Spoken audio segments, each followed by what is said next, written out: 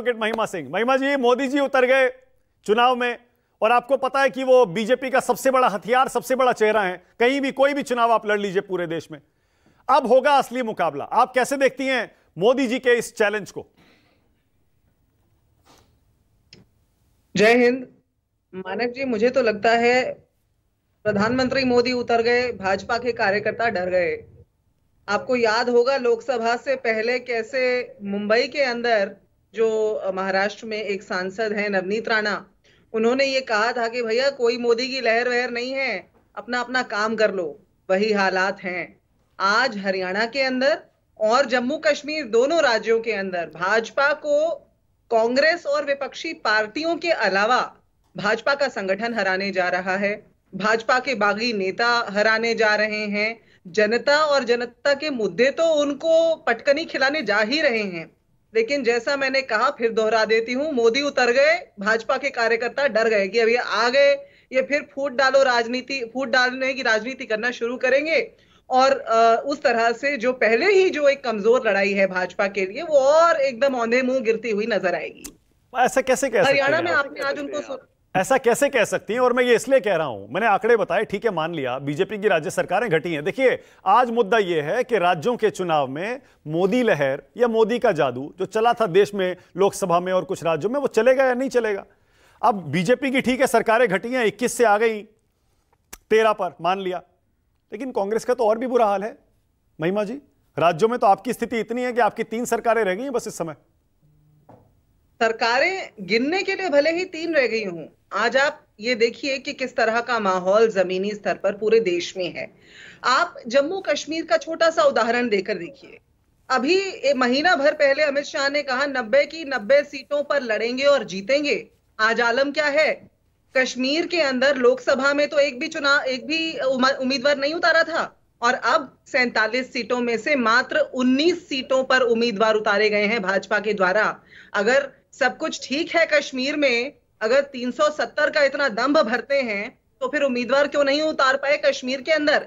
हरियाणा के अंदर आज आप जाकर देखिए कि भाजपा की जो उम्मीदवारों की लिस्ट है, उसके अंदर आपको बागी जो दूसरी पार्टियों के हैं वो ज्यादा देखने को मिलेंगे। आपको देखने को मिलेगा कितने लोगों की टिकट काटी गई और कितने दूसरी पार्टी से आए हुए लोगों को टिकट दी गई।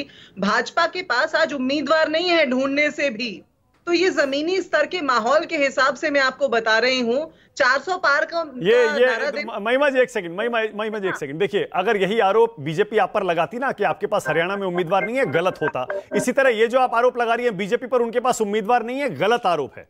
क्योंकि जितने आपने टिकट बांट दिए ना, दोनों ही पार्टियों से 30-30, 35-35 सीटों पर बागी उम्मीदवार खड़े हो गए जिनके टिकट काटे हैं। तो ये आरोप गलत है कि इनके पास उम्मीदवार नहीं है। आपके पास भी, आपके ऊपर भी ये आरोप गलत होगा कि उम्मीदवार नहीं है। बिल्कुल नहीं। मैं आपको तथ्यों के साथ बता देती हूं। कश्मीर में 47 सीटों पर 19 ही उम्मीदवार खड़े किए गए हैं। झूठ है क्या मानक जी? अच्छा, आप कश्मीर की बात कर रही हैं, पॉइंट अलग है। एक मिनट, कश्मीर से हरियाणा पे भी आ रही हूँ। कश्मीर का मैंने तथ्य बताया, झुठला दीजिए उसको। भाजपा के के प्रवक्ता बैठे हैं, झुठला दें। हरियाणा के अंदर भी उसी प्रकार से हमारी पार्टी के अंदर नामांकनों के लिए जो अर्जियां आई, 2900 अर्जियां आई 90 सीटों पर चुनाव लड़ने के लिए। भाजपा के अंदर आज आप देख लीजिए कि इस्तीफों का शतक ही लग गया है।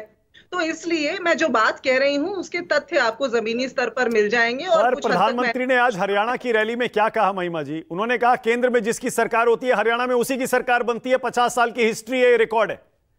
तो इस बार ये रिकॉर्ड कैसे तोड़ देंगे आप? बताती हूँ आपको मैं। हरियाणा में नहीं, ऐसा पहली बात तो कोई रिकॉर्ड नहीं है। अब मोदी जो है, प्रधानमंत्री मोदी की तो आदत ही जो है जुमले फेंकने की। जुमले तैयार करके आते हैं और उन्हें फेंक कर चले जाते हैं। उसके बाद जमीनी हकीकत कर्नाटक में भी पता चली थी ना, हिमाचल में भी पता चली थी ना, मध्य प्रदेश के अंदर तो कोविड में बीच में हेर फेर करके अपनी सरकार बना ली, और इसी तरह से और बहुत से राज्यों में हरियाणा पटकनी देने जा रहा है। और उसका मैं आपको एक पंक्ति में उत्तर दे देती हूँ। हरियाणा में एक कहावत, एक बात कही जाती है मानक जी, कहते हैं कि बिरान माटी करना, कि जो व्यक्ति हरियाणवियों के साथ धोखा करता है ना, उसकी बिरान माटी कर देते हैं। तो हरियाणा वाले मोदी की और उनकी पार्टी की बिरान माटी करने जा रहे हैं इस बार, क्योंकि जो पिछले 10 सालों की धोखाधड़ी है ना, जो पीठ में छुरा घोंपने का क्या काम होता किया है, जरा बताइए ना, ये बिरान माटी क्या होता है महिमा जी? बिरान सुनने में तो माटी बड़ा अच्छा लग रहा है। बिल्कुल बिरान माटी करना। मैं हरियाणा की बेटी हूँ, इसलिए आपको हरियाणा की भाषा में बता रही हूँ हाँ। कि देखो, बिरान मतलब मिट्टी से बना है, कि मिट्टी मिट्टी भी जो है ना अच्छा, व्यक्ति की, मिट्टी वो पलीत कर दी जैसे, वैसे वो होता है। पलीत कर देना, एक तरह से आप हाँ। समझ सकते हैं। तो अच्छा। वो बिरान माटी हरियाणा करने जा रहा है, क्योंकि युवाओं की कमर आपने तोड़ने का काम किया, किसानों की कमर आपने तोड़ने का तो ये काम किया। डबल इंजन नहीं चलेगा क्या? चले गए। प्रधानमंत्री जो इशारा कर रहे हैं, केंद्र में सरकार रहती है, राज्य में बढ़िया चलती है, डबल इंजन अच्छा चलता है। देखिए, वो डबल इंजन जब चल रहा था तो हमें पता नहीं कि हरियाणा के अंदर शराब घोटाला कैसे हो गया, एक परिवार पहचान पत्र नाम का जो थोपा गया हरियाणवियों के ऊपर, वो कैसे चलता रहा, कैसे दूध दही के क्षेत्र के अंदर सांप्रदायिकता आ गई, नूह में बात दिल्ली के बगल में ही लगता है, कैसे हरियाणा की पहलवान बेटियों को, हरियाणा अपनी माँ बेटी के साथ जलालत बिल्कुल बर्दाश्त नहीं कर सकता, हरियाणा की बेटियों को नरेंद्र मोदी की नाक के नीचे संसद के सामने घसीटा गया पुलिस के द्वारा, वो वहां सेल्फियां खिंचवाते रहे। पर प्रधानमंत्री जो मुद्दे उठा रहे हैं महिमा जी, जो प्रधानमंत्री मुद्दे उठा रहे हैं, चाहे जम्मू कश्मीर हो या हरियाणा, वो उठा रहे हैं परिवारवाद का मुद्दा, भ्रष्टाचार का मुद्दा प्रमुख तौर पर। आप तैयार हैं इन दो मुद्दों पर लड़ाई के लिए? देखिए, परिवारवाद की बात अब वो कैसे कर पाते हैं, और खास तौर से हरियाणा की कुरुक्षेत्र की पावन धरती पर आके, जहां महाभारत हुई, गीतोपदेश हुआ, हरियाणा में 6-6 टिकटें परिवारों को दी गई हैं। कल आप कांग्रेस से किरण चौधरी को लेकर गए, रातों रात उन्हें आपने राज्यसभा सांसद बना दिया, आज उनकी बेटी को टिकट दे दिया जो है उनके क्षेत्र से, तो शाम से राव इंद्रजीत सिंह ने जो धमकी दी भाजपा को, वो भी किसी से छुपी नहीं है, आज जग जाहिर है। उसी प्रकार से लगभग 6 टिकटें ऐसी हैं यहाँ जो परिवारवाद पर बटी हैं। तो इसलिए आज परिवारवाद का नाम हो या काडर का नाम हो या अनुशासन का नाम हो, भाजपा के किसी कार्यकर्ता या नेता के मुंह से बिल्कुल अच्छा नहीं लगता है। हरियाणवी तो बिल्कुल बर्दाश्त नहीं करेंगे। वो कह रहे हैं आप पर अब जनता यकीन नहीं करेगी। आपने हिमाचल और कर्नाटक में जो किया है, हिमाचल में तनख्वाह नहीं है देने के लिए, कर्नाटक में पैसे नहीं है स्कीम के लिए देने के लिए, हरियाणा की जनता देख रही है, आप जो जो वादे कर रहे हैं आप पूरे नहीं करेंगे। हिमाचल में जब बाढ़ आई ना मानक जी, और हम बार बार गुहार लगाते रहे, हमारे सबसे बड़े नेता शीर्ष नेतृत्व दिल्ली में गुहार लगाता रहा कि इसे नेशनल डिजास्टर घोषित कर दीजिए, मोदी जी ने, अमित शाह जी ने ऐसे कान अपने बंद कर लिए, उन्होंने बिल्कुल जनता से मुंह फेर लिया। उस समय वहां के हमारे मुख्यमंत्री ही थे सुखविंदर सुक्खू जी, जिन्होंने अपनी तनख्वाह तक जो है कहा, मैं तनख्वाह नहीं लूंगा, मेरे लोगों के पास खाने को दाना नहीं है, मैं अपनी तनख्वाह छोड़ रहा हूं, और पैदल घर से कार्यालय जाते थे। और इसलिए हिमाचल एक मुख्यमंत्री की तनख्वाह से क्या होता है, एक मुख्यमंत्री की तनख्वाह से क्या होता है, आपको भी पता है महिमा जी। बूंद बूंद से सागर भरता है मानक जी, बूंद बूंद से सागर भरता है। और ये वो प्रदेश है, आपने ठीक कहा और अच्छा किया आपने शो पर इस बात की, ये वो प्रदेश है जो डबल इंजन के द्वारा सताए गए हैं, जिन्हें रेल से उठा करके अलग अलग थलग फेंक दिया गया है। ठीक है, ओके। क्योंकि ये उनकी पार्टी के ओके, एक सवाल और महिमा जी, आप मानती हैं, ओके, क्या आप मानती हैं मोदी वर्सेस राहुल है इन राज्यों के चुनाव में भी, या आपको लगता है बीजेपी वर्सेस कांग्रेस है, मतलब स्थानीय लड़ाई है? हमारे जो माननीय नेता प्रतिपक्ष है ना राहुल गांधी जी, मानक जी, वो ये स्पष्ट तौर पर कहते हैं इस देश के अंदर संविधान और संविधान के माध्यम से संघीय ढांचा है। उस संघीय ढांचे में जो स्थानीय मुद्दे हैं वो सर्वोपरि है, जनता सर्वोपरि है। जब पिछले साल आके बारिश में धान लगा के गए थे ना हरियाणा के किसानों के साथ, तो ये बोल के गए थे आपका चुनाव है, आपके मुद्दों का चुनाव है और आपके साथ मिलकर कांग्रेस इसे लड़ेगी। ये जनता के मुद्दों का चुनाव है। भाजपा मोदी मोदी रटती रहे, जनता बताएगी। अगर बीजेपी जीत गई तो मोदी की जीत इसे मान लेना फिर, और अगर कांग्रेस जीत गई तो इसे राहुल गांधी की जीत मान ले।